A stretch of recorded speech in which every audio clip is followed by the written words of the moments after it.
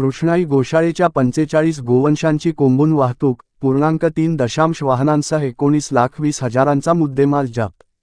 45 गोवंशांची कोंबून विनापरवाना वाहतूक केल्याप्रकरणी 3 आयशर वाहनांसह 19,20,000 रुपयाचा मुद्देमाल जळगाव जामोद पोलिसांनी पोलीस स्टेशनला आणून जप्त केला। दिनांक फेब्रुवारी 14 रोजी रात्री सकाळचे 9:30 दरम्यान 3 आयशर वाहनांमध्ये 45 जनावरे विनापरवानगी तसेच वाहनांमध्ये कोंबलेल्या स्थितीत पोलिसांना पिंपळगाव काळे येथे नाकाबंदी दरम्यान दिसून आले। यावेळी पोलीस उपनिरीक्षक स्नेहा शेडगे यांनी जनावरे वाहतूक प्रकरणी 3ही आयशर वाहनांकडे वाहतूक परवाना असल्याचे विचारणा केली असता तिन्ही वाहनचालकांनी उडवाउडवीची उत्तरे दिली। यावेळी पिंपळगाव काळे येथील नागरिकांनी मोठी गर्दी केली होती। यामध्ये निळ्या व पांढऱ्या रंगाचे आयशर क्रमांक MH18BA 4707, तपकिरी रंगाचे आयशर क्रमांक MH30BB 2827 व MH42T 1661 या 3 वाहनांमध्ये कृष्णाई गोशाळेच्या 45 गायी कोंबलेल्या स्थितीत मिळून आल्या। यावरून तिन्ही वाहने जळगाव जामोद पोलीस स्टेशनला आणण्यात आली होती। यावेळी घटनास्थळी नागरिकांच्या चर्चांना उधाण आले होते। यामध्ये जळगाव जामोद गोवंश तस्करी वाढली, हिंदू गाडीचालक, गोरक्षक, भक्षक असल्याची चर्चा रंगली।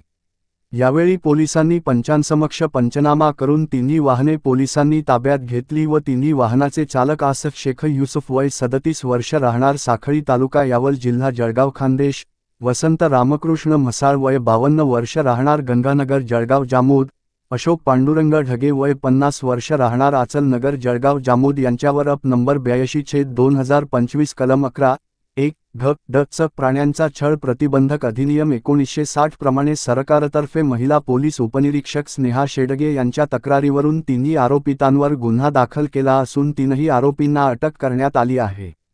पुढील तपास ठाणेदार श्रीकांत निचळ यांच्या मार्गदर्शनात पोलीस उपनिरीक्षक अमोल पंडित करीत आहेत।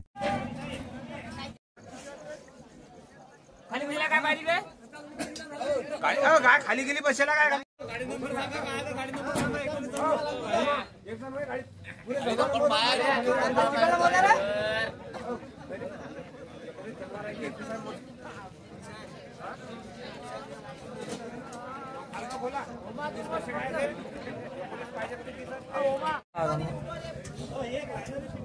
हे 19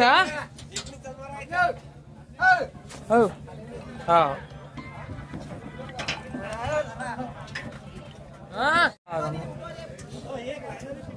हे 19 हो हा